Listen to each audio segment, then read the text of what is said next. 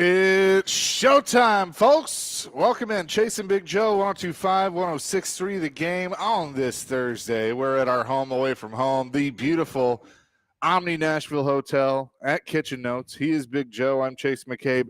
David Janes on the ones and twos today. Dr. Crane, we have sent him on assignment. Yes. He has landed safely in, where did we send him? He's international. He's in London. Okay, we've sent him to London for a conference. Yep. And he will be back on Monday. So unlike you, when you go to New York City to get your LinkedIn cloud certification and software development certification, which I'm so proud of you for doing that, he is going to get some sort of certification internationally, which is pretty good. So yes. By the way, can I just say that I have had more people come up to me going, so what is a LinkedIn cloud certification? I mean, you log in and you'll see like, for example, Sean Fort today got his LinkedIn cloud, and like, who cares? Yeah, I mean, what does that even mean? Yeah, do you go to your boss? Can I go to our GM this afternoon and say, hey, I got my LinkedIn cloud certification? You know what he's going to do? Get out of my office. That's what's going to happen. He's probably our GM's going to laugh and then say, get out. What does that mean exactly? I'm like, I don't know either. Can I get a raise? A few GMs ago wouldn't even have the door open. So that's right. But inside jokes, I know. Anyway, we're live at Kitchen Notes today, as we are every Thursday. We'll have Greg Wyshynski talk some hockey with us. I'd love to get his thoughts on Barry Trott's comments from earlier in the week. We'll do that at 10 o'clock today. But some news coming out today, JoJo, that if you're a Titans fan, don't think you like hearing about a potential draft prospect, Abdul Carter. I read it last night, and I was like, what? But tell the folks. Yeah, so he has the good news is, as Schefter has put out, is that doctors have advised Abdul Carter not to have foot surgery, but he does have a foot injury. It's a right foot stress reaction. A stress reaction in his right foot. And I was like, I mean, I have reaction to stress all the time. What does What does that mean exactly? And yes. Charles Robinson, who was on Robbie and Rexford earlier, I think explained it well. But basically, it's not a stress fracture, but it's everything kind of leading up to a stress fracture. So if you push it, it could lead to a stress fracture. That makes absolutely zero sense to me. No, I mean, it does. Because you could kind of get that back. I'm not a doctor, obviously, but you hear foot. So all I'm hearing now is foot injury. Yeah, right. That's all I'm hearing. Yeah. And I'm like, all right, we'll see you in the 5th round. I'm telling you, don't draft another injured player. I don't care what they say. Don't draft. And I think this is a majority of Titans fans now, like, just don't do it. Just don't. We saw it happen to Javon Curse. If you remember, Heath Schuler had a foot injury when he got drafted by the Redskins and ended up going to the Saints. He was never the same. I hate it. By all accounts, he's a good young man. I hate it. But, man, do you want to waste all that money on a guy who's got an injured foot? Look, it's awful. And that's kind of, I'm wondering what Titans fans are thinking if, like, because I was on the Abdul Carter train. I was all about it. Yeah. A lot of people were all about it and bringing him in. And now are Titans fans going, no, don't even touch him. Nope, don't even want to think about it. Put him on the board for the 7th round. Like, don't even. Like, I don't want. Or do you look at this? No surgery required. My concern is, does it lead to more? A foot injury. Especially, here's the other thing to think about. In the NFL, and I know some colleges have this too, but, I mean, you're going to play on a lot of turf fields. Mm-hmm. Turf is not conducive to feet sometimes. So, if he's already got a weak foot and, could this lead to more? He's the number 1 pick in the draft. Right. You can't take him. You can't do it, Chase. You can't do it. Unless you get every doctor and the good Lord above saying, all right, he's good to go, then I'll be on board.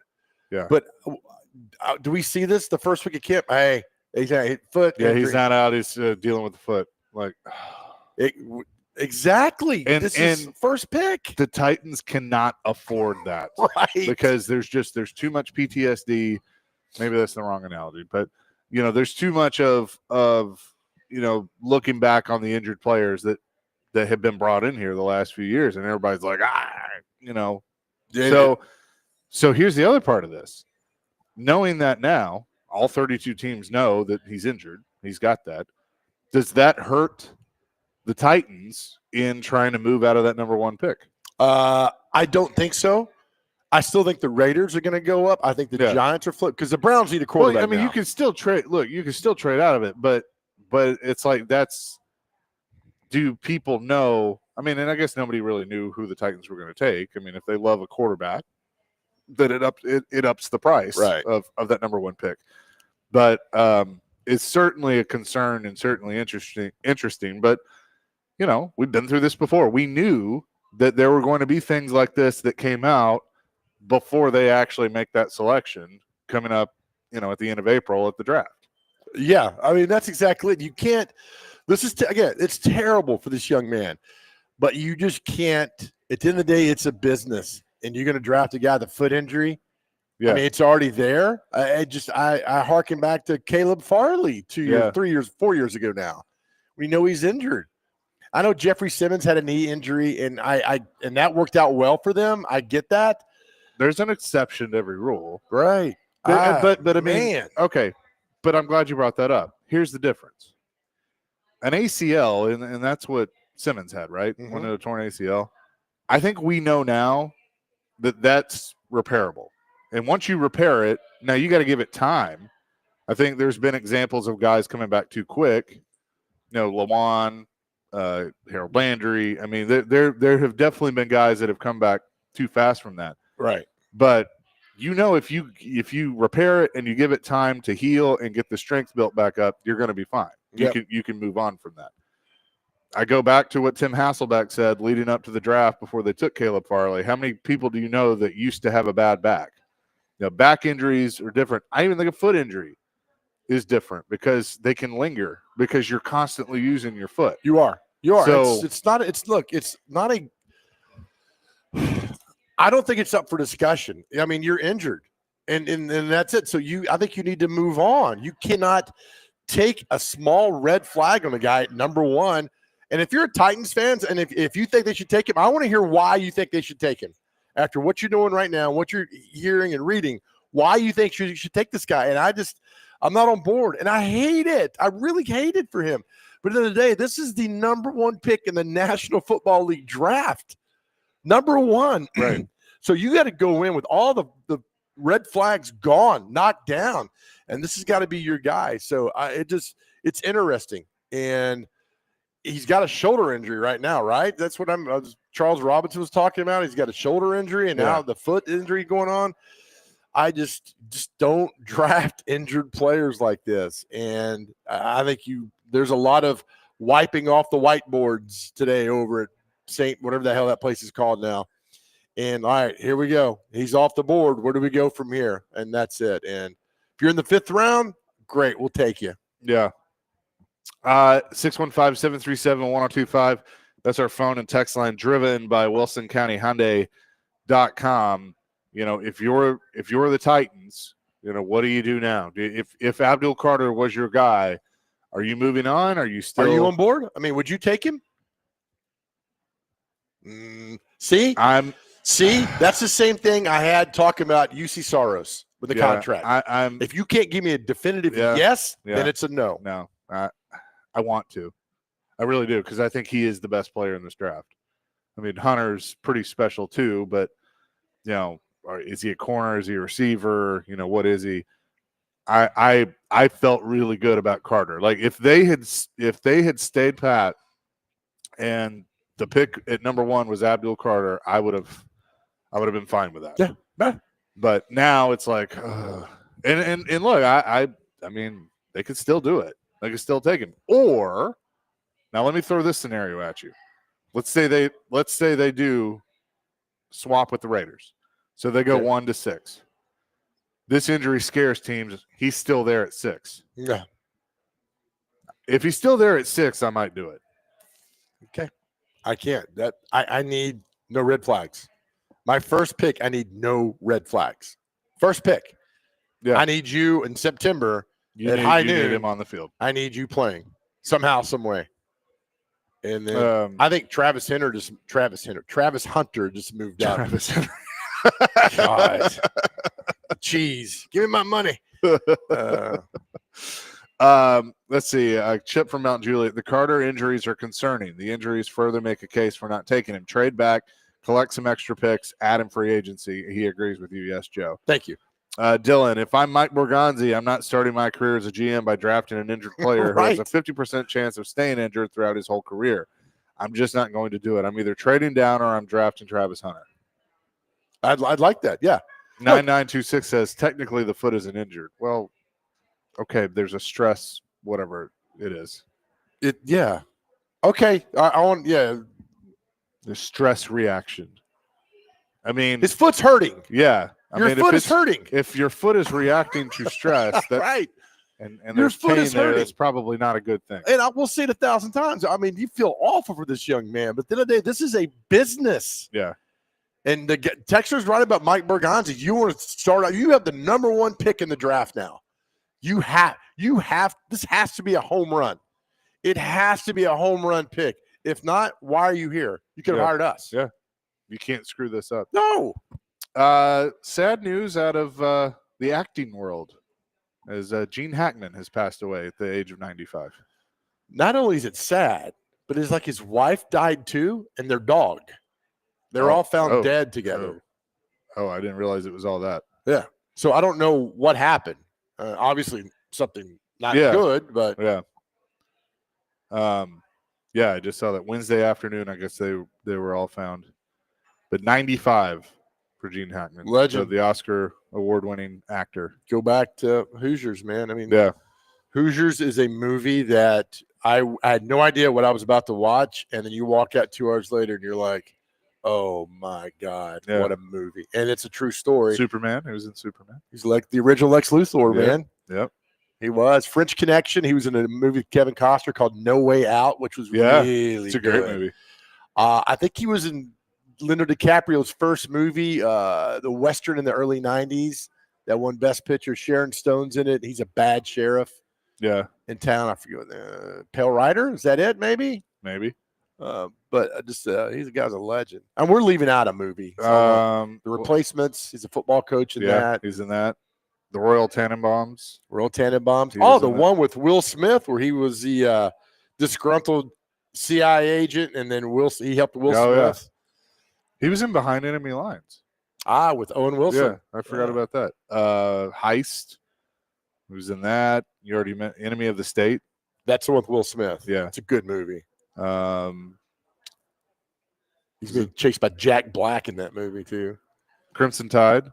Oh, yeah. Was in that. With Denzel. Oh, that's right. What a good movie. Wyatt Earp.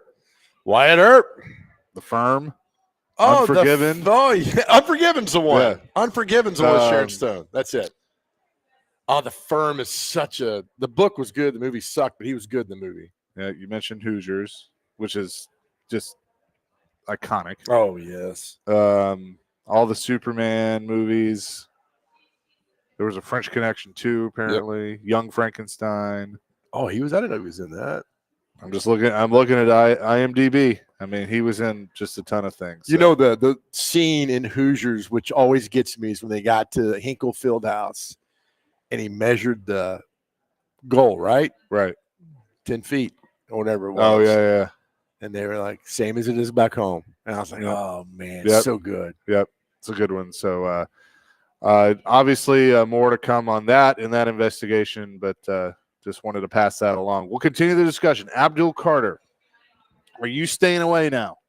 If you're the Tennessee Titans, 615-737-1025. We're live today at the Omni Nashville Hotel at Kitchen Notes, and our show is presented by the Omni Nashville Hotel here on 102.5, 106.3 The Game.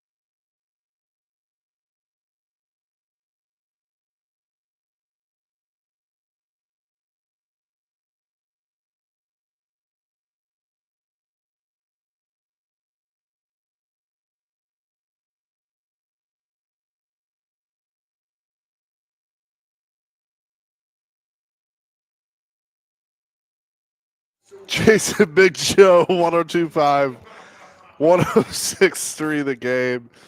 They end the break conversation sometime. Well, as we talked about the other day, we're grateful to be featured in this month's Williamson County Living magazine. Chase and I are in there just talking about our mission and trying to save lives and everything. And there's a picture of us in the magazine, which we laughed the other day about, that looks nothing like us. And I don't know how it happened. It was here, too, that they took the picture. I look like I'm 5'5", 125 pounds. Chase looks like he's about 6'11" and 500 pounds. And it looks like I'm pushing him around town. And it's just, we've laughed nonstop at this picture. But again, we're extremely grateful for the write-up and for the mission and trying to get the word out there to save lives. So thank you, Kathy Fox with Williamson County Living. Yes, for sure. Our question, of the day, our topic of the day, Abdul Carter, the news coming out that he has a stress reaction in his right foot. Adam Schefter reporting this morning that doctors have told him he doesn't need to get surgery. So Carter he won't work out at the combine. He'll work out at his pro day on March 28th at Penn State. His agent, Drew Rosenhaus, said, quote, "I couldn't be more confident that this will be a non-factor where he's drafted. He will put on a show at his pro day." I guess we wait and see. March 28th. We're going to effort to get somebody from Penn State on that fans in Nashville know quite well. But maybe Jimmy Frank can just come on and talk about this a little bit more. Talk about this young man a little bit more, because he is certainly a game-changing talent if healthy. Right. But a lot of you weighing in on our text line. This is kind of an interesting one, but 9228, with the Titans' history of running backs, why not go after Genty? Not at number 1 overall. You move back to 6. I've seen drafts that have him projected. Is he better than Tony Pollard? I think long term he will be. Right. I'm not doing long term with you. I'm not. They don't need a running back. Right. I'm going with positions they actually need. Yeah. He's a great running back. He'll be great. Whoever gets him, but he's not a Titan, and they should not draft him. Yeah. B-Man says, I'm drafting Hunter now. Then I'm going to go James Pierce at 35 if I've already gotten my bridge quarterback. I like James that. Pierce is one we haven't talked about enough. Right. He didn't play a lot. No. Because they were beating the snot out of so many teams early on. But when he did have to play in crucial moments, he did well. Yeah. Yeah. There's not a whole lot of big tape on him. Yeah. So that would be interesting. I like the Hunter. I do. If you get Hunter and a bridge quarterback, and then get your quarterback in the second round, Howard, Dart, Miller, whatever, and just I'd pump some energy into this program. Yeah, I think that would be it.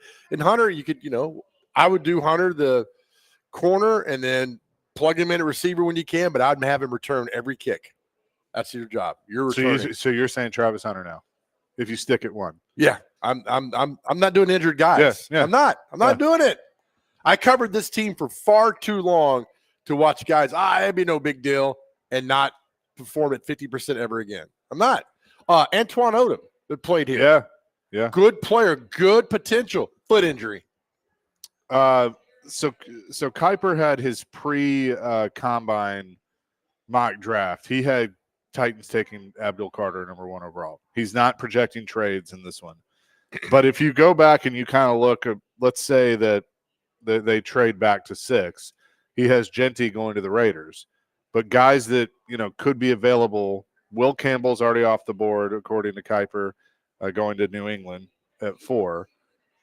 He would probably be, if he's there. I know Titans fans wouldn't love to see a 3 years in a row taking an offensive lineman with the first pick, but it obviously is a need. Tyler Warren, the tight end of Penn State, at 9th. If you kind of went back that far, I'm just kind of like throwing out different names that we haven't really talked about. 10th with Chicago, Josh Simmons, who's the tackle out of Ohio State.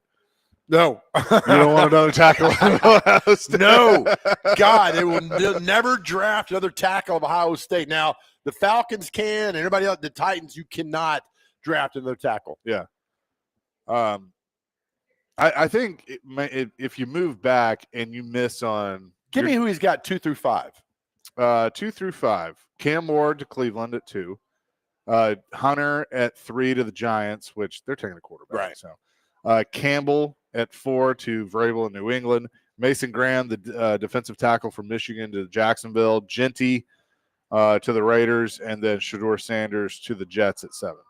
Okay. Yeah. But I think the Giants get a quarterback. I mean, the Giants are still a viable trade because the Browns are getting a quarterback. They're getting one of the two. That's the rumor. So if you're at 3rd and you think the Titans might get a quarterback, so I'm the Titans for right now. I talk how much I love Cam Ward. He's the greatest. And then I talk how much I love both of them. Yeah, just pump it up there, and you really don't care. Like if I'm Borgonzi, I'm getting up there going to be like, look, I'm just.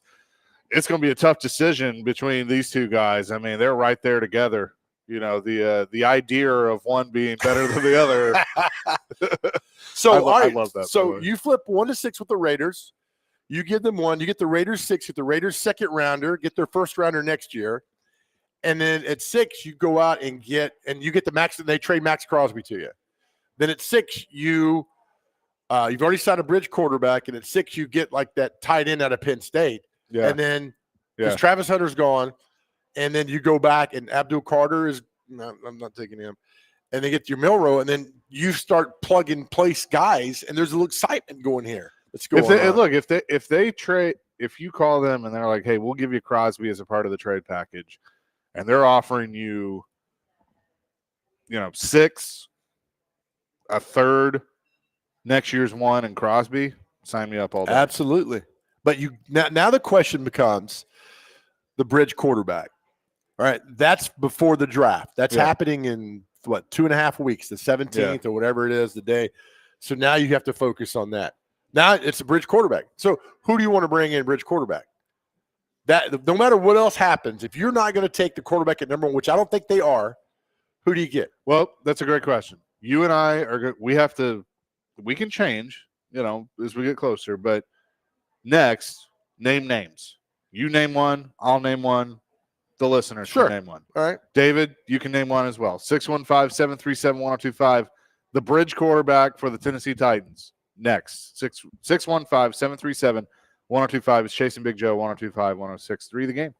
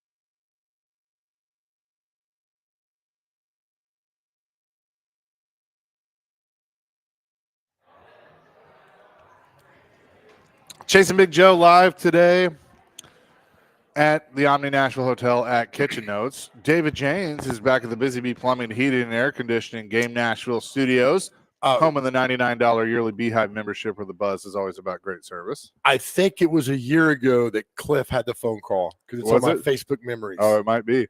I think it is. Do we keep the promo going or do we retire it? That's a good one. I think we retire it. Okay. Because now we got Crazy Clay calling us all the time. Clay needs to become one. Yep. At some point. Our question now, the bridge quarterback. Who should be the bridge quarterback for the Tennessee Titans? 615-737-1025. Your Indy Ben says you're not getting that trade package from the Raiders. This is a similar quarterback class to the how the Kenny Pickett class was. Okay. I think they want number one. I think. But, now, I mean, he's saying you're not going to get a lot for number one. And, look, I mean, you're not – you would have gotten more for number one last year than you would this year. I mean, I get that. But you don't think they want that splash, the Raiders? I mean, you're in Vegas. Yeah.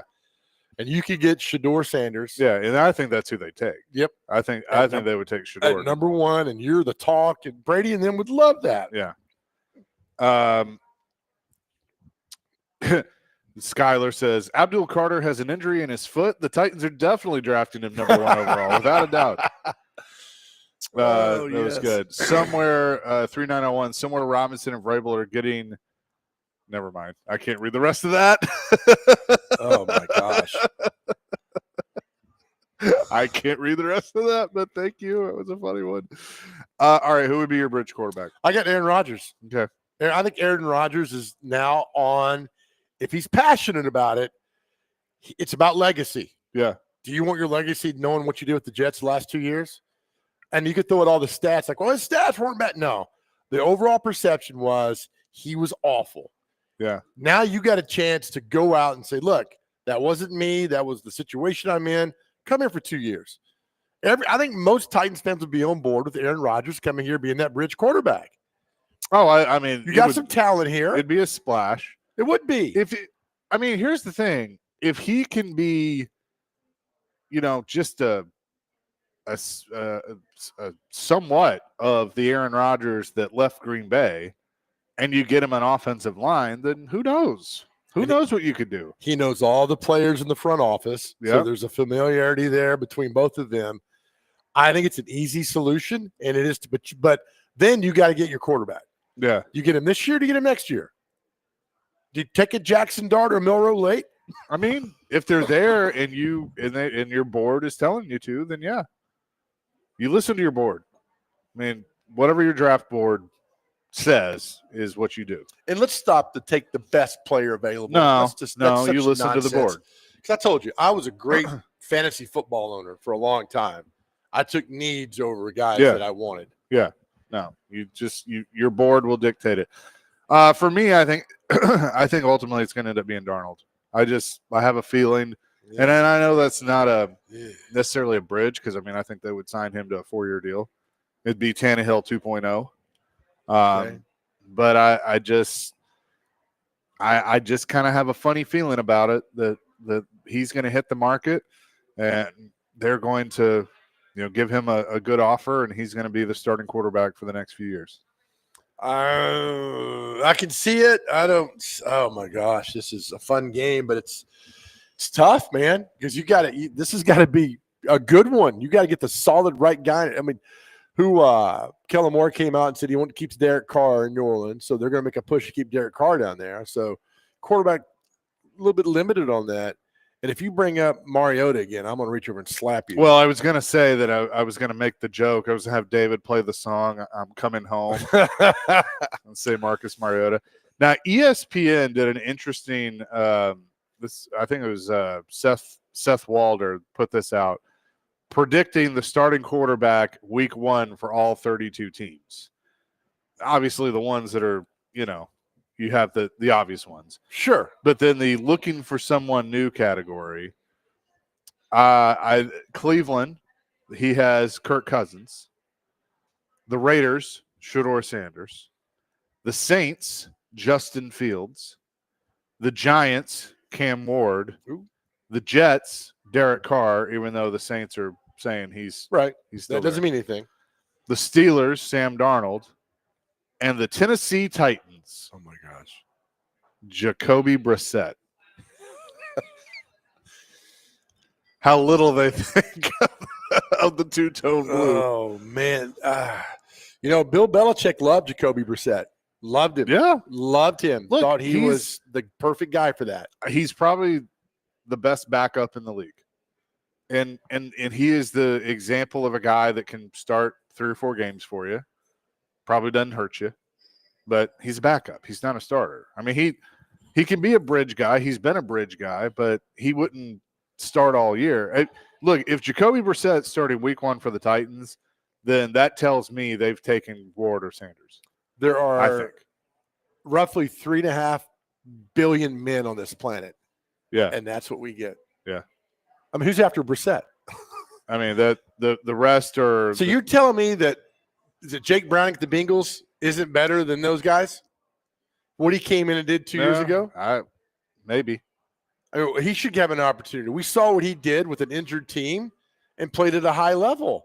Now, I'm not saying he's the best quarterback. Would I you just saw what he rather- did. Would you rather have Oh no, I don't play this game. So if you're gonna if I'm telling you, if they're telling you Jacoby Brissett is the answer, right? Okay. Your alternatives are Zach Wilson, Trey Lance, Taylor Heineke, Mariota, Drew Lock. I'm just naming, guys that are out there. Jarrett Stidham, Flacco. I take No. Flacco for like 4 games. Look, man. Jameis, Okay. Mac Jones, Carson Wentz, No. Jimmy G, Case Keenum, Mason Rudolph, Cooper Rush. Now, Cooper Rush is interesting. Like, if you're at the bottom of the barrel and, you've missed out on the big names that are out there and you're going true bridge quarterback and Cooper Rush is available, do you throw a flyer at Cooper Rush No. as a No. starter? No. He did decent in Dallas. They're gonna go after a big name. But look, the Zach Wilson thing is great. Because he'd love Bell Mead. A lot of Mount Juliet. Oh, There's certain areas yeah. of Mount Juliet Zach Wilson would love. Green Hills. Oh my gosh. You look, so we'll pay you $100,000 a year, but we'll get you a condo in Green Hills and Bell Mead. Zach Wilson would be the hit. He'd be on every cover of every magazine in this town. Yeah, Watch out, ladies. All the moms would love him. All. exactly. A lot of There's some, I'm telling you, there's some areas in Hendersonville, Mount Juliet, and Green Hills and Bell Mead that Zach Wilson would be. yeah. Yeah, he'd be the king. Will on Music Row, we would have been thrilled with Rodgers' stat line last year. I agree with that. Why not take a chance on Fields? We're not going to be good. If he falls, we get another good pick. I see the Justin Fields thing to me is interesting because I see like he's awful. And then I see other half of the people like, there's something there. I do. I actually am probably in the half of it wouldn't be awful to take a chance. Like, I do think there's something there. Like, there's some. Now, is he ever going to be a Hall of Famer? No. But I mean, I think here's the trend you're going to see. Everybody's now going to look for the next Sam Darnold.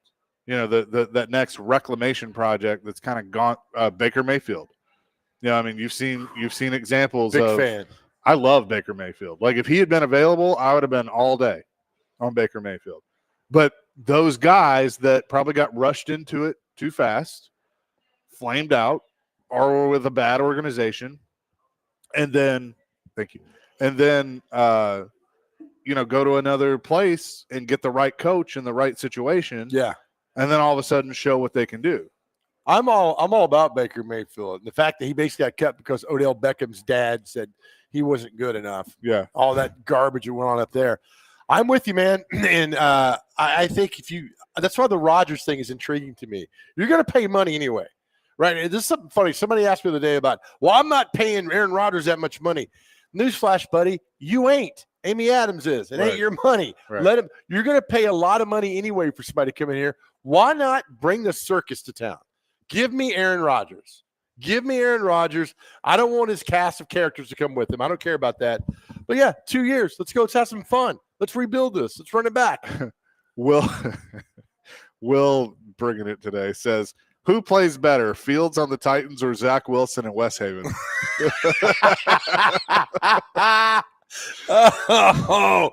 Oh man, the Kroger in West Haven's going to be they're going to be out of pineapples this afternoon. Oh boy.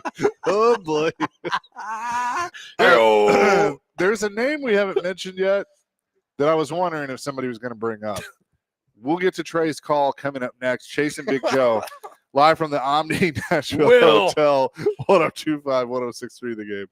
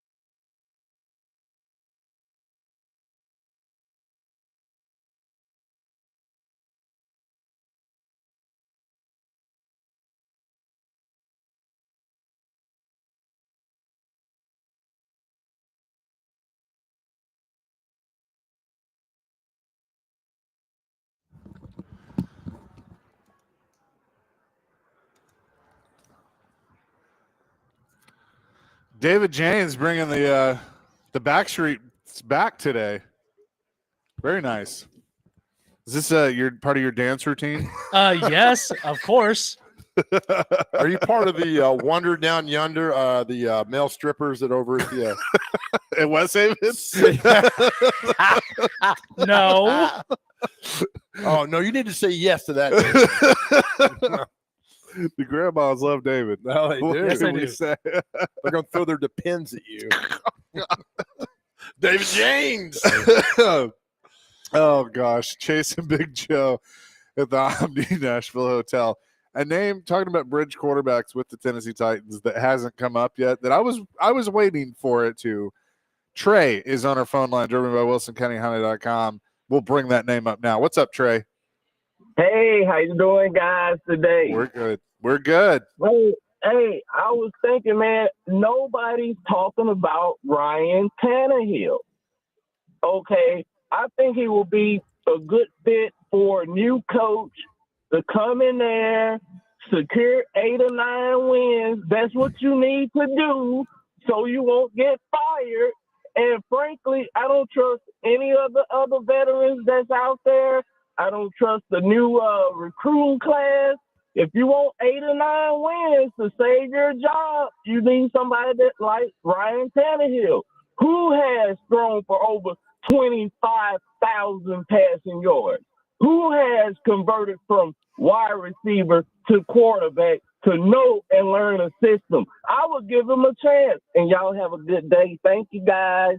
Thanks, Trey. Appreciate it. Why would Ryan Yeah. Tannehill come back for 8 wins when he's got about $90 million in his bank account That's hanging out in South Florida? that. That was going to be my question too. I get it. I think I was waiting for somebody to bring that name up, and Trey did it. But and I don't have an issue with Tannehill. I mean, Tannehill was fine, but why would he want to at this point? We had Arthur Smith on right before or at the beginning of training camp last year, and I brought it up. I said, are you as surprised as we are that Tannehill's not in camp somewhere? And he goes, no, not at all. But I've talked to him, and he basically was like, he's not going to do anything unless he knows he can walk right in and win, essentially. Yeah, I mean, he could have gone to the Steelers with Arthur Smith, who they're very close. Yep. They won't do it. It's okay to ride off into the sunset. He, and I don't know what's going through his mind or his head, but, I still know he took it tough for the 21 playoff loss. And they tried to run it back in 22, and 23 just wasn't good. It's okay to say goodbye to the game. If you're comfortable with it, I have no problem with it. Now, here's an interesting text on this. Gamma Greg says, yeah, except Ryan wouldn't have Derek this time. There's a lot of people that believe that Tannehill was what he was with the Titans because of Derrick Henry, and I don't think they're crazy for that. But, you still have everybody wants to poo-poo this run game that they have now because it's not Derrick Henry. Tony Pollard was a good back last year. Let me ask you this. You might be too young for this, but what helped John Elway finally win a Super Bowl? The run game. Terrell Davis. Yep. He got 2 of them. Before that, he had good running backs. He didn't have great running backs. Yep. Didn't help. Yep. Didn't help. So it's no apology. And I mean, he had – now you can correct me if I'm wrong because I'm obviously young here, but he had decent wide receivers. Rod Smith. Yeah. McCaffrey. I mean, obviously he had Shannon. Yep. So I mean, he had a go-to tight end, but he didn't have Hall of Fame wide receivers. Correct. And Rod Smith was really good through that Super Bowl run. McCaffrey was there too as well. But the whole thing again, we go back to the thing with Joe Montana and Jerry Rice. We talked about it a lot on the show. Well, if Joe Montana didn't have Jerry Rice, he did. We can't play this game. Yeah.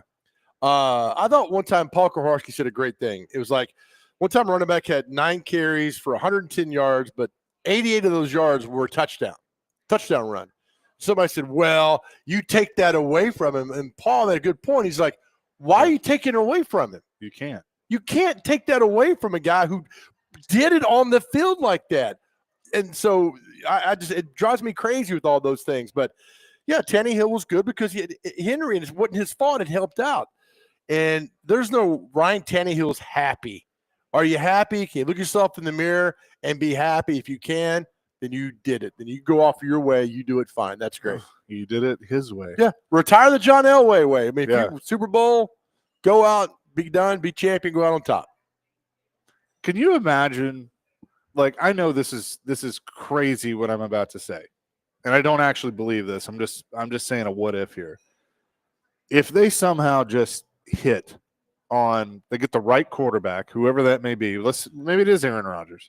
That they get Aaron Rodgers, and they just kill this draft, and the Titans somehow make this miracle Cinderella run next year.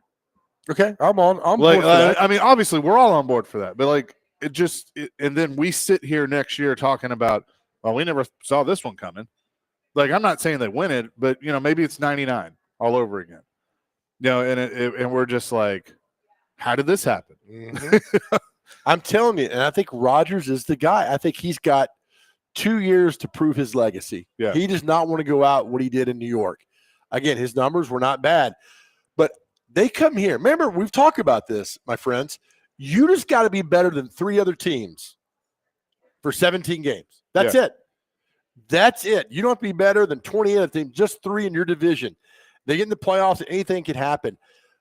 But I'm telling you, if Aaron Rodgers comes here and they get another good receiver and Ridley plays at a high level and they, like Chase, you talked about, hit the draft, Nissan Stadium will be loud again. Yeah.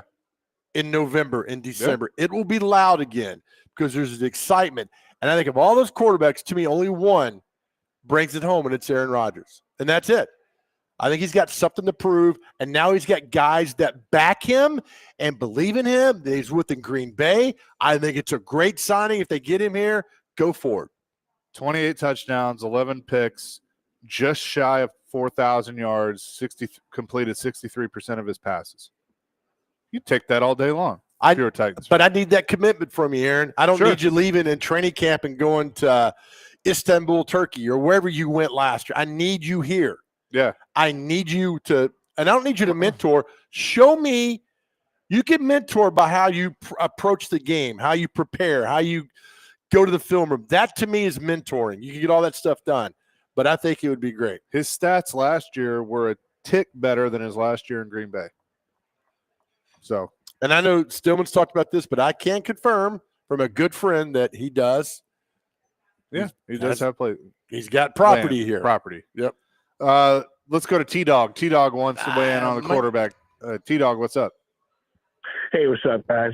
Man, first off, for Aaron Rodgers, like, how, if he comes, you can't, like, control all this Istanbul. You got to take him as he is because that's how he's going to come. Don't you think? I think that we're missing the top. Like, I haven't heard you guys mention this name at all, and I'm just wondering why. I might be missing something, but this guy was like the top backup in 23-24 for multiple teams. He's a Tennessee guy, and I'm not a Tennessee guy, UT guy. I'm here. I love sports here in Nashville. But I have not heard anybody mention Josh Dobbs, and that dude was balling. Like, even when he came here, he balled and he scared everybody, and they shipped him off. And so, why is nobody mentioning that guy? I mean, as a good backup or a good bridge, at least. I'm not saying like he's the answer, but I would think that his name would just be in there just a touch, and I haven't heard his name from anybody. Thanks, guys. I'll check it on the radio. Thanks, T-Dog. Can I Appreciate take it. this real quick? Yeah, go ahead. So he went to the Vikings. Was it 23 season? He went After to the he Vikings. left here. Yep, Yeah. went to the Vikings. And he was great for about 3 games. And then he fell out of favor. And you're at the Vikings with a great offensive-minded head coach. He's a very capable emergency quarterback. That's it. And I joke the reason he's so good in those 3 or 4 games, because since 2017, Josh Dobbs in the National Football League has been your scout team quarterback. So he probably knows all the offenses and the defenses. So when he comes in, he's like, oh, I remember this defense. And when I was with the Vikings, I practiced against that D, on and on and on. He's a hell of a guy. There's no disputing that. But on the field, he just doesn't have what it takes to get to the next level. He's a great plug-in guy. Get me where I need to go and see you. But there's a reason. Well, let's go down. Titans, Lions, who else? Steelers, 49ers, Vikings, Vikings. and I'm Cardinals. leaving another Cardinals? Yeah, Cardinals, that he hasn't stayed with any of these teams. And that's it. It's a great call. It is a great question, a great call. But you see what happened. He doesn't last long. And when he was here, the little time he had, he wasn't very good. And that's it. But Did you say Jacksonville? oh, no, I didn't. Forgot about Jacksonville. Cleveland? Oh, that's 8, right? He's been with Cleveland a couple times, Pittsburgh a couple times. Yeah, so Pittsburgh, Jacksonville, Pittsburgh, Cleveland, Detroit, Tennessee, Cleveland, Arizona, Minnesota, San Francisco. Good Lord. If you want to come in and talk chemtrails and SpaceX, I'm good with that, bringing him in. But that's not winning you football games. Yeah, for sure. We will shift gears. The Predators are probably going to be busy over the next 7 days before the trade deadline. We'll talk to Greg Wyshynski from ESPN, get his thoughts on that. Coming up next, Chasing Big Joe, 102.5, 106.3 The Game.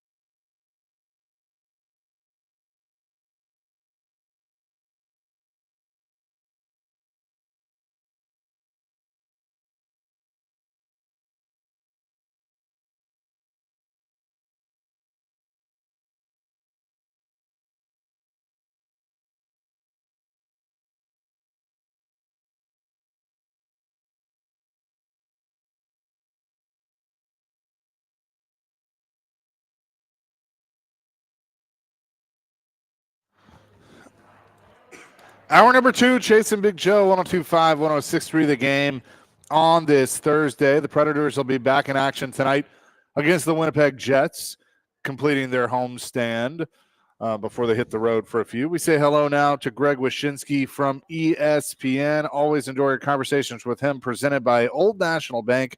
Get old, Greg. Good morning. What's going on? I'm having sushi and a latte. It's like 11 o'clock, and I needed coffee, but I was also hungry for sushi. Ugh. And so now I've combined the two, and I don't know if that was the right decision.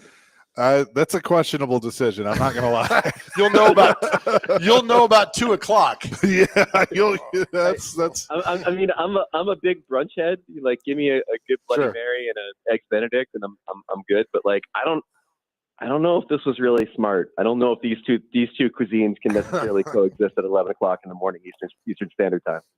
Yeah, very, very interesting for sure. So let us know how that goes. You have posted your trade deadline big board, which I always find interesting reading through these things on ESPN.com. ESPN Plus is where you can find this information. Obviously, the Predators are paying attention. The Predators fans are paying attention because they're going to be sellers. I mean, I think there's no question that Barry Trotz is going to be doing that with guys like Gus Nyquist, potentially Ryan O'Reilly on the trade block. What are some things that stand out to you, and where could we see these guys end up? Yeah, the O'Reilly thing's really interesting just because, if there's one position at the trade deadline where I think it's pretty thin, it's at center. So I'm intrigued to see if somebody comes a knocking, feeling that O'Reilly is kind of last piece of the puzzle, what that could look like. Obviously, the big thing with him, unlike some other people on the roster, is that there's no trade protection on his contract. I mean, it is a contract that runs through 2027, but the cap hit at $4.5 million is not too bad, especially with the cap rising like it is over the next couple of years. So he's someone to keep an eye on. But again, we all assume guys like Michael McCarron could be available and some others. But and Nyquist, like you said, the real question is, how does Barry approach this deadline? I think we'll probably get a good sense of whether he thinks this is a retool or something more serious by how he treats this deadline. I mean, if it's a nibble here, a nibble there, a guy on an expiring contract leaving, then maybe he has faith that this thing could turn around next season with a few tweaks in the offseason. If it's a Ryan O'Reilly going out the door, then maybe that signals that this summer is going to be a little bit different. Well, I can tell you, we're lucky enough to have Barry come on our station every week. And he's, this from his time as a coach and now as a general manager. Barry's going to tell you what he's thinking. He's very open about a lot of things. And, with O'Reilly, when that came up a few weeks ago, I mean, he's been pretty steadfast and he's really going to have to be blown away because O'Reilly was a guy that he brought in to essentially change the culture with this organization. He refers to him as a serial winner. He wants a guy like that on his team. So I'm not saying it's not going to happen, but I think he would have to really, really like what's coming his way for him to part ways with him. I mean, all that tells me is that he went to GM school. All these guys say that about their guys.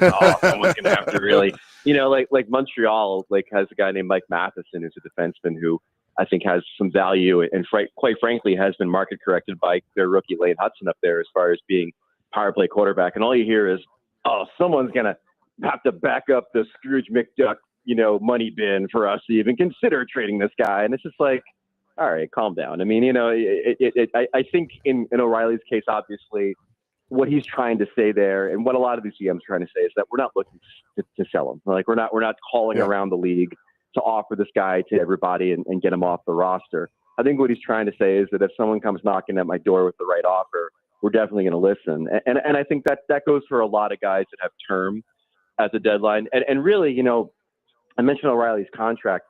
That's the most intriguing thing about next week. For the first time, maybe ever, there's certainty about how the cap is going to grow and grow significantly over the next 3 years. And so the executives that I've talked to for this NHL big board trade deadline preview thing that I have on the site today, a lot of them said the same thing, which is we assume there's a good chance that some big contracts could move next week because these teams now have certainty about like what the cap's going to look like. They know that if a cap hit like say Seth Jones's cap hit, for example, which used to seem completely untradeable. Well, you throw that under what the cap's going to look like in 3 years, and that becomes kind of a different math. So there's an expectation that we might see some guys with term move next week in ways that we haven't before because of the certainty on the salary cap. Well, it's interesting, Greg, because I wanted to actually play a clip of Barry Trotz from our afternoon show on Tuesday, because this was the one that really stood out to me, talking about some veteran guys, because as you know, the Predators signed several guys and they have trade protection. So what does that mean moving forward? This was Trotz Monday with Stillman and Company.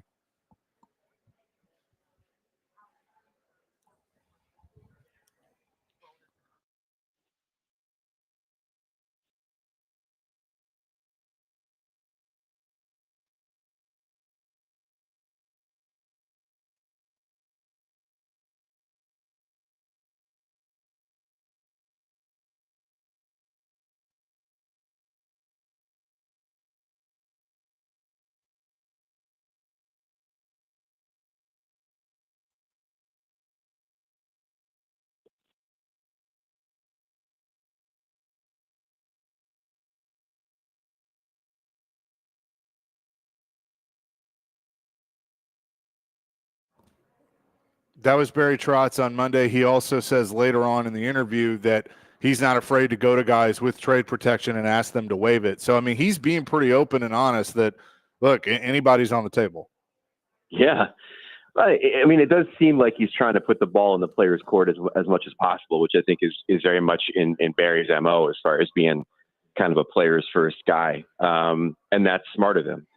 It'll be interesting to see. I mean, is there a certain comfort for these guys now having relocated their lives to a new place over the last year where they don't want to necessarily leave and see if maybe they can make headway with it next year, potentially. But are there other opportunities that they might side eye if they come about? Maybe that's a good question. Let me turn it around and ask you this. Like, in your conversations with Barry, what do you think this team looks like next year? Do you think that he's ready to cut bait on the plan that they've had with these veteran guys to be the stopgap until the next wave? Do you think that there's more of a rebuild in the wings than there is a retool? I think that he still believes that there's talent here. I am starting to really think there's probably going to be a different head coach, because I think that some of that is – and look, everybody keeps saying Bruno's a good coach, and I think he is. It's just the system hasn't matched up with the players. And it's going to be really hard, to go to Marchessault and go to Stamkos and, Shea and be like, hey, I need you, or Saros, like, I need you to waive your trade protection. I want to move on from you. I don't see that happening. And so I do think he's going to try and give it another chance. He's got to go find another top tier defenseman that can play alongside Yossi, because that's been a struggle. And then some of these young guys just have to work out, because the Evangelistas and Novaks and guys that kind of showed that they had something, last year and the year before have been, I mean, for lack of better words, crap this year. They have not done they haven't done, what everybody thought they would. So I think he's going to run it back with some tweaks and potentially a new coach. Yeah, I agree with you on the coach. I just think that, if you are going to run it back, like, something's got to change, not only for the players on the roster, but also for the market. Like, if you're just doubling down on what we had this year, then, there's not going to be a whole hell of a lot of excitement. But at least if you have a new voice, a new face behind the bench, then maybe you can at least, draw a line in the sand between what happened this year and what could happen next year. So I agree with you on that. Yeah, it'll be interesting to see how it plays out. I think, it's hard to try to parse out exactly what went wrong this year and exactly how you can get some of the guys that have underperformed to all of a sudden perform. I mean, maybe it's as simple as, like you said, is getting some people in that they can play with and change the mix a little bit. But that's why Barry gets paid the big bucks, not us. We're talking to Greg Wyshynski for the next 10 minutes before he goes to the bathroom. Greg, I think it's interesting tonight because the Winnipeg Jets are in town to take on the Predators. And I look at this game like, the Jets should be the Predators tonight, or the Predators should be the Jets. The Predators should be the one with 87 points. The Preds, because of the promise we had going in. I just think it's an interesting dynamic to watch this game tonight of two teams who I think didn't really think they'd be in the spot they are right now. Well, I mean, that's what happens when your all-world goalie plays to his reputation while another all-world goalie doesn't. You know, I mean, like, as simple as that. Right. Connor Hellebuck's been the best goalie in the world. I don't think that reputation really took a hit in the Four Nations tournament. I thought he was great for the U.S.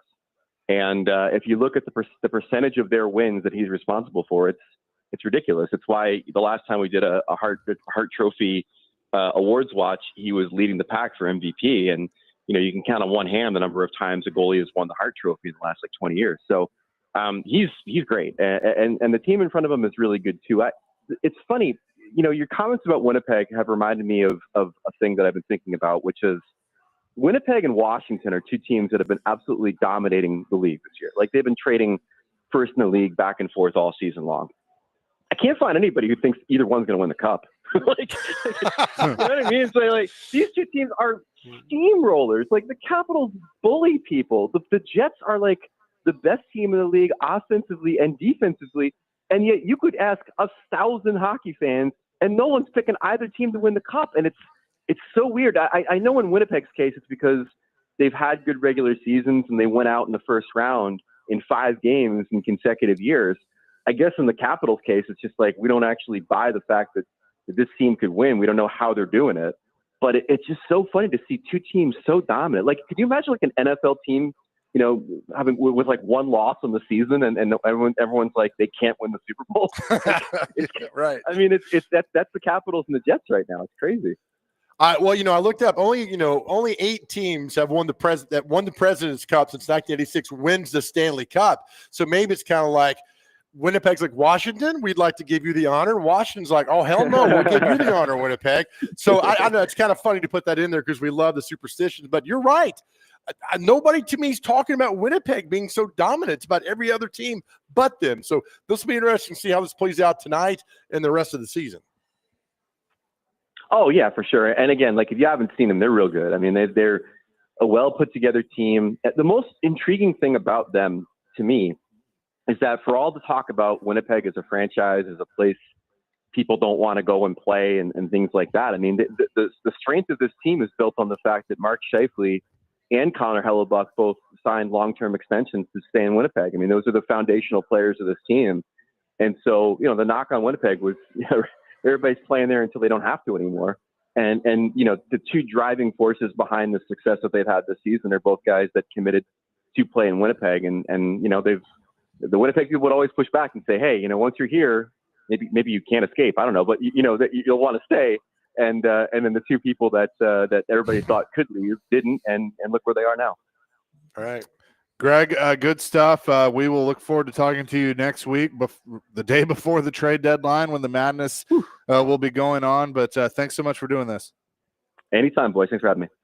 Yeah, absolutely. Greg Wyshynski, ESPN, joins us every Thursday at 10 o'clock, presented by Old National Bank. Get Old. We'll react to some of the things he had to say with the Predators and what could be next for them, as it's obviously going to be a busy week for Barry Trotz and company. It's Chasing Big Joe, presented by the Omni Nashville Hotel, here on 102.5, 106.3 The Game.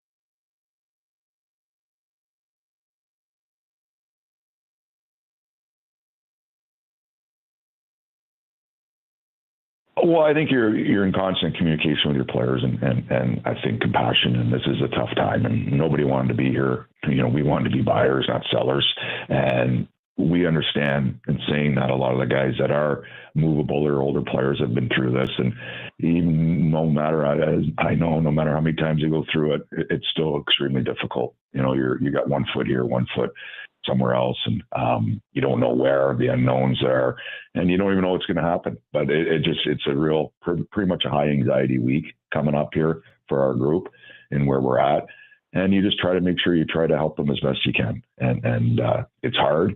I think for me, going through it so many times as a player, even this position, and really the mindset is business as usual. And you try to play your best game every given night. You can't control the uncontrollable. You can't control, as a player, you're not making these decisions. All you can do is play your best game, and those decisions will be made for you, probably depending, on how you play and where you go. So it's a hard week. I feel for them because I've said this multiple times. This is not where we wanted to be or expected to be, but we're here. So now we got to deal with it. We got to deal with the ramifications of where we're at, and our groups, like I said, have done that and showed up to work every night. And some nights we maybe don't have it as in the condensed schedule, but the effort you can never question with our group.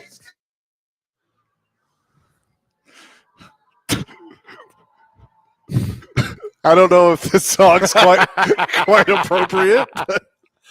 But Jason Big David Joe. James, you're the best. 1025, 1063 the game. Well done, David. Predators back in action tonight. That was Andrew Burnett this morning on Robbie and Rex Road. And, look, Greg Wyshynski, who was on with us, kind of what I thought was going to happen. I would love to see everything be working out with Andrew Burnett. I like the hire. I like him. But I just, knowing what I know about hockey and sports and, things haven't worked well. I mean, unfortunately, when you can't change the whole roster, there's one thing you can change. And at the end of the year, that could be what happens. But they're playing he's tonight. handled. I'm sorry. They are 40 points behind Winnipeg. Yeah. It's just like, what? And this is what I thought the Preds would be in this position. That's why I asked Greg that question. This is just, I'm almost like I'm looking at this as the ESPN standings as like a joke. And it's like, you go way down to the Preds. Like, nobody expected this. No. And he didn't either. I mean, look, it's obviously a frustrating thing for everybody involved.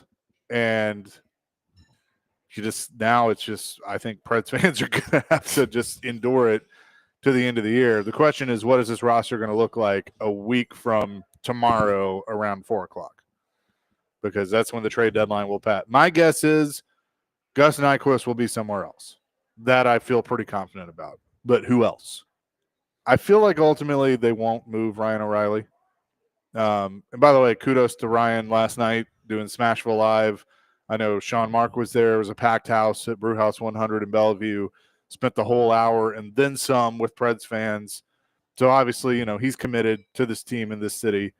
So I would love to see him still be a part of things moving forward. Because I do believe with some tweaks here and there, and the young guys obviously have to contribute, that they can turn this around next year. It's just this is a lost season, and that's unfortunate. I'd give it one more year. Yeah, I would, because it's a pride thing now. It's like, all right, again, we talk about the Aaron Rodgers thing. Is this how you want to go out? Go back. There's so much talent in this team. Figure this out to come back next year and get it done. You didn't get bad overnight. You didn't learn how to not to play hockey overnight. So if they have to get a new coach in there, so be it, and go back again, try to get one more year. Just do it that way. Yeah. To me, the concerning thing is, and again, full disclosure, you guys know more than I do, this Saros thing is a disaster. I know. And it's going to get worse because I'm a body language guy. That guy's done. And I'm telling you, man, look at him in the Four Nations and some of the games recently, it ain't there. And I don't care how much his team loves him. It's not, I don't know. It's just the consternation with signing him to this deal. It was 50-50. Mm-hmm. And that's not good. Yeah, I know there is concern. That is for sure. We'll get back into the faux show. Oh, show. We'll get back into the combine and all of that going on. Travis Hunter has been speaking to the media. Some quotes coming out for him, and you can tune into our combine updates all week, presented by the New Cumberland and Boom Boss Pizza. The New Cumberland is Nashville's resort-style community overlooking downtown on the Cumberland River. Boom Boss, you can try their award-winning pizzas at one of their locations in East Nashville, Spring Hill, and Murfreesboro. Boom Boss Pizza and Watch Bar. Eat, drink, watch. More coming from the Omni Nashville Hotel next. Chasing Big Joe, 102.5, 106.3 The Game.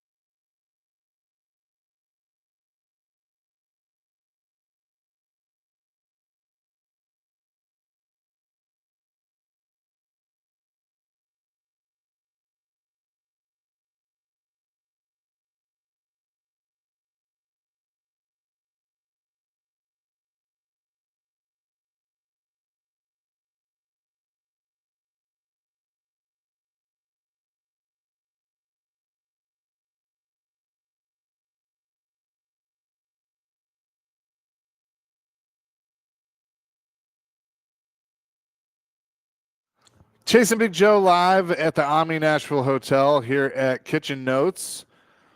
Be sure to tune in to 94.9 The Fan tonight as Vandy women's basketball takes on Texas A&M at Memorial Gym. Pregame at 6:15, the tip at 6:30. Vanderbilt women's basketball is presented by Athletes Unlimited Pro Basketball coming to Nashville Municipal Auditorium now through March 2nd. Just go to auprobasketball.com for more details and to purchase tickets. We'll have What Day Is It? Celebrity Birthdays coming up in just a few minutes. But, Joe, I don't know if you saw this story out of the NFL Combine, but I laughed at this a little bit, that two NFL insiders basically got into it at a Starbucks at the JW Marriott. It was Fox Sports reporter Jordan Schultz and Ian Rappaport of the NFL Network that Schultz confronted Rappaport, and they kind of got into a kerfuffle or something, just argument, over the conflicting reports regarding Tom Brady and Matthew Stafford that had come out earlier in the day. Schultz had reported that Brady recently hosted Stafford at his home in Montana, and Rappaport contradicted the report, saying that they ran into each other basically at the airport and that the meeting was unplanned and not hosting at all. And so Schultz took umbrage with that, and they kind of got into it in a Starbucks. So the reason I bring this up, Okay. Of Nashville media members, who would you like to see as a matchup if there were to be a kerfuffle? Well, I've already seen the greatest matchup of all time. Hope Hines and Paul Kaharski? It was the greatest. And Paul likes to play a little revisionist history on this. And Paul, we were all there and saw this. Hope Hines would have beat your ass up and down Baptist Sports Park and could still probably do it again today. Yeah. So I think you're a little terrified you wouldn't mention.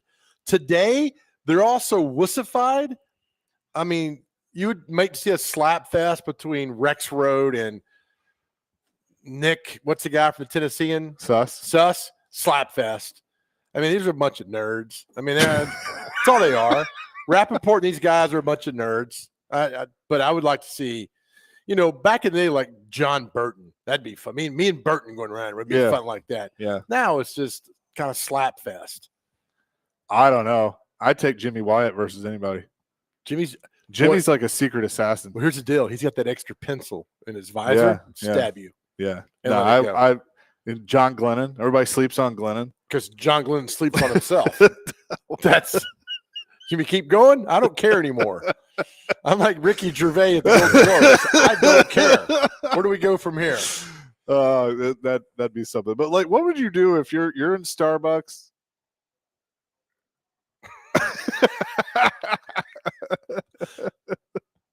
I don't know about that. David James, you look like Barney. Thanks. He's not purple. He's not. Barney's lovable and huggable. Would you want to be? I'd want to be described that way, right, David? I guess so. Yeah. I mean, Yes. Just say Yes. yes. all right. Yeah.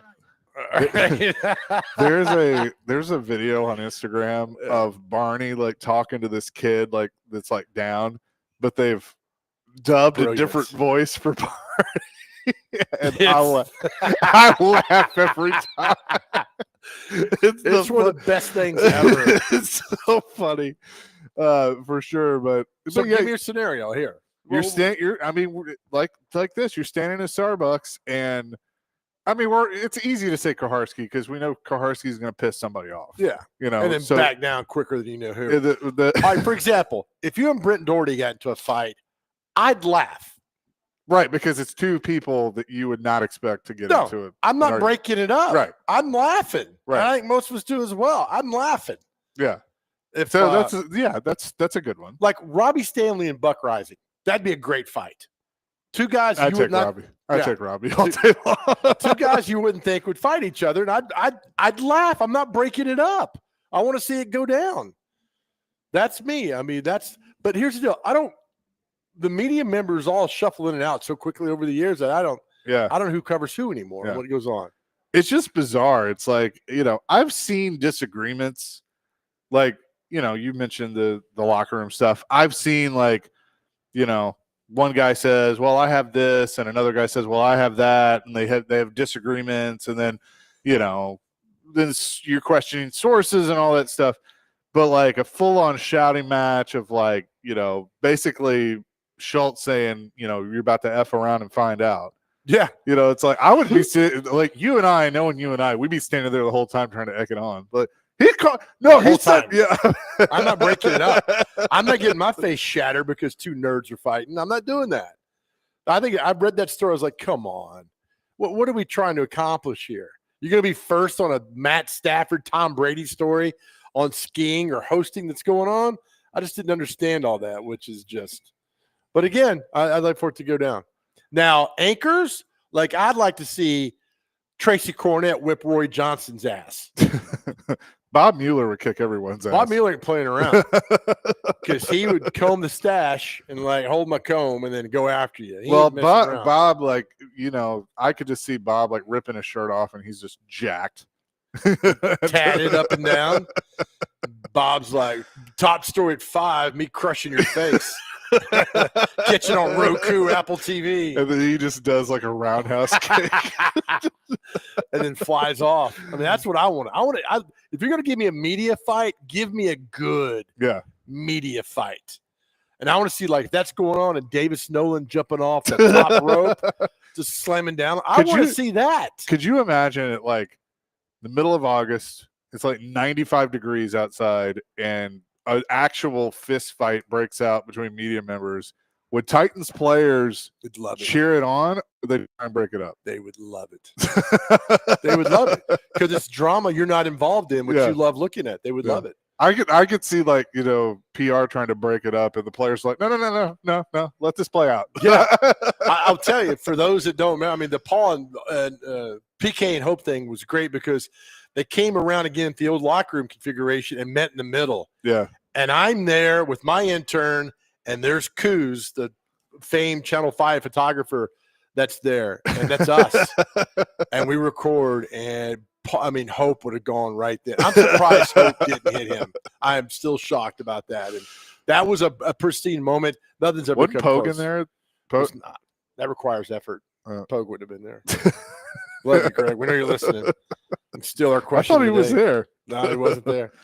It's 2010. It was Vince's last year here. Okay. The question stemmed from Vince Young. Yeah. And good times, man. We got some legends in this place. Oh yeah. Now here's the crazy thing. I bring this up. We've talked quarterbacks. We've talked Preds. You think our text line blows? They know, man. Wes in Hermitage says, so let me get this right. First, we had to fight to get another biscuit back in the Robbie and Rocks Road. Now we're going to have to fight to keep the sleep creep call on these airwaves. What is this madness? Do not retire that soundbite. It gives me joy every time listening to it over and over again. Gover says Gover versus Stillman. Gover, I love you, but that's another slap fest. Yeah, maybe. 3446. I'd give anything to see PK get that whipping. Almost happened. Let's see. Nevada Josh, one of the guys is the son of the CEO of Starbucks too. Oh, that's right. That's right. He is. Schultz? Yes. No, he is. I didn't know that. And they're fighting at a Starbucks. Oh, even better. Jared versus PK would be a ticket seller. No, they just yell at each other. That's all they would probably. Do. It's official. Bull in the ring. All Nashville media members at training camp. Would love it. Y'all are nuts. This is hilarious. I would love a bull. Oh my gosh. He goes, how about I'll quote Teddy Long, who is the WWE Hall of Famer, was general manager of SmackDown. How about a tag team match, playa? Big Joe and Mike Organ versus PK and Rex Road. In a second. They wouldn't show up. They would not show up. Hey, and look, the secret weapon would be Organ would bring his new cat, and the cat would claw somebody. Now, if I'm Rex Road, because he had that fake head injury with that giant bandage on his head a few weeks ago that he hit the rent-a-car allegedly. If I'm Rex Road, I have that bandage like times 5 on the side of my head. So I'm thinking, what in the hell happened here? And while you're pondering what happened to Rexroth's head, he gives you 1 or 2 shots to your face and you're done. It's always the art of deception. So I'd love that. That'd be good. It would be good. By the way, Mike Organ's Facebook page got hacked. I saw that. That's And- unfortunate. And so here's the deal, folks. If you see this whole thing, like my uncle's transitioning to a healthcare facility, we're selling all this stuff. Just DM us don't send your phone number. That's how they're hacking into your account, which I was told yesterday how they're doing it. So if it's too good to be true, believe me, it's too good to be true. It probably is. Coming up next, we'll tell you what day it is and celebrity birthdays. It's Chasing Big Joe live at the Omni Nashville Hotel here on 102.5, 106.3 The Game.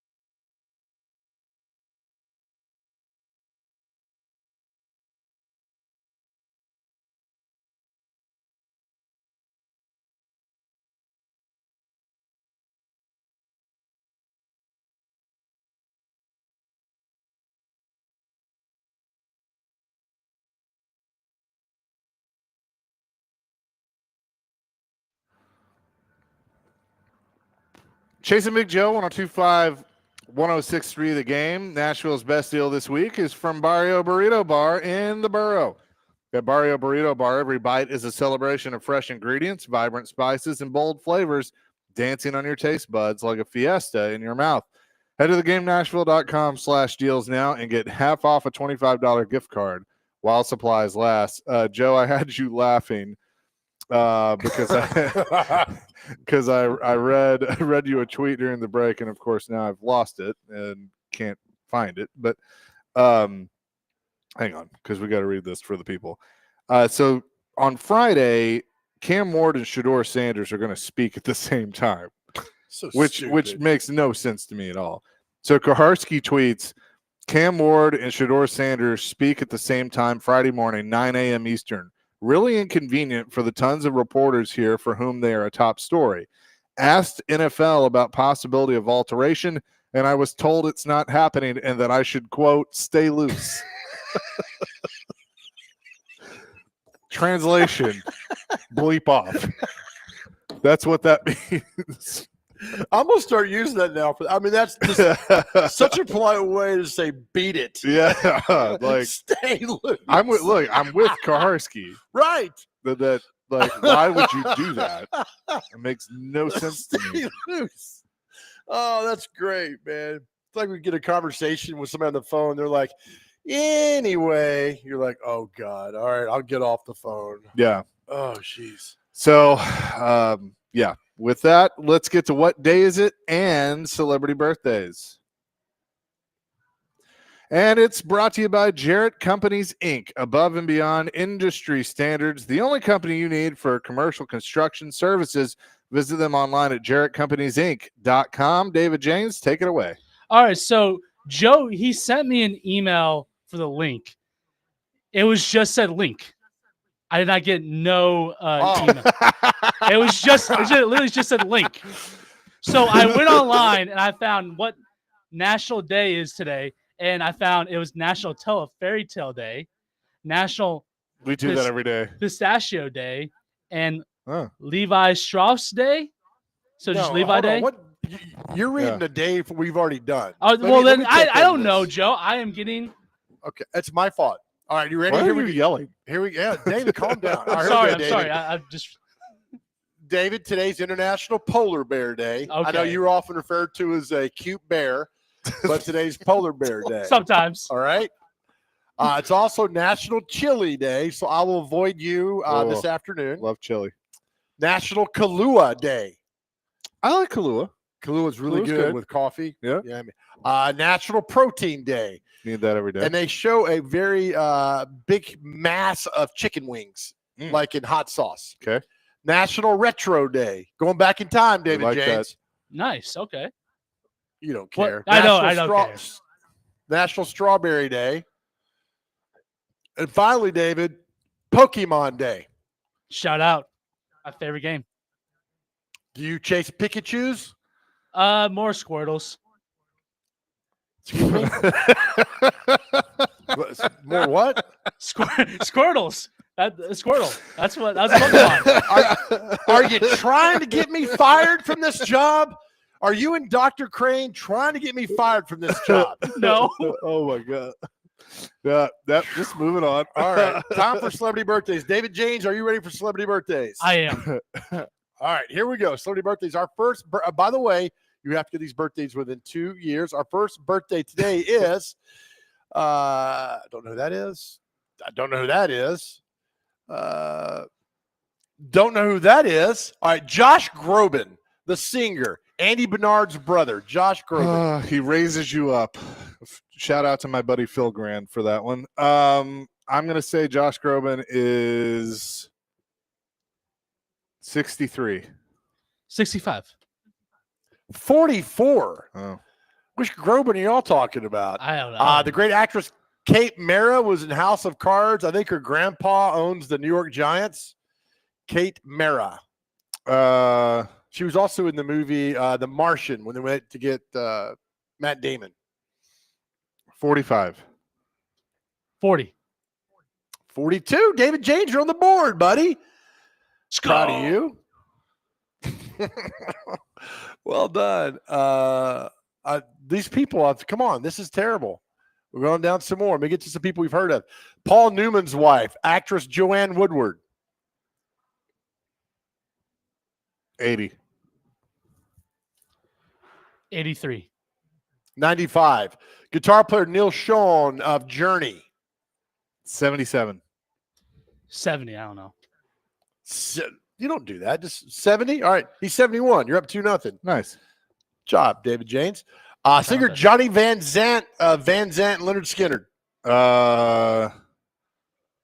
74. 69. 65. Singer Chili of TLC. 56. 50.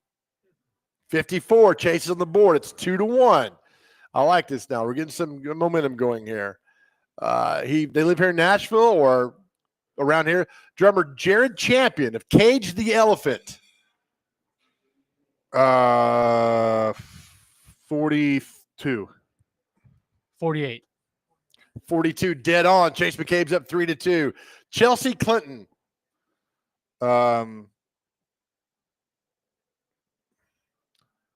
43. 46. 45 is now tied at 3. All right, we got sports birthdays. He lives in Murfreesboro, one of the greatest receivers of all time, Raymond Berry, former head coach of the Patriots, and they got beat by the Bears in the Super Bowl in 1985 season. Raymond Berry. Him and Johnny Unitas. 76. 74. 92. Oh, wow. James Worthy. James Worthy, I'm going to say 64. 66. 64 exactly. Chase up 5-3. Deuce Staley, former running back. 50. 46. 50 exactly. Chase up 7-3 to finish it out. Tony Gonzalez. 47. 45. 49. Chase McCabe rolls at the end here, wins 8-3.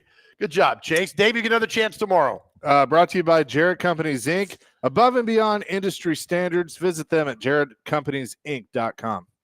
We leave our show every day. Yesterday we had the message about reaching out to people. We got to stop this suicide epidemic. I heard from several guys yesterday who are going through some things. Thank you. Please reach out to us. That's the message every time. Please reach out to us. On your cell phone, you can call or text 988. Somebody is always here to talk to you.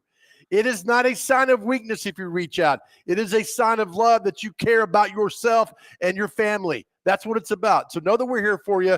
We love you guys. We love the messages. We love talking to you all and letting you know how much you are loved.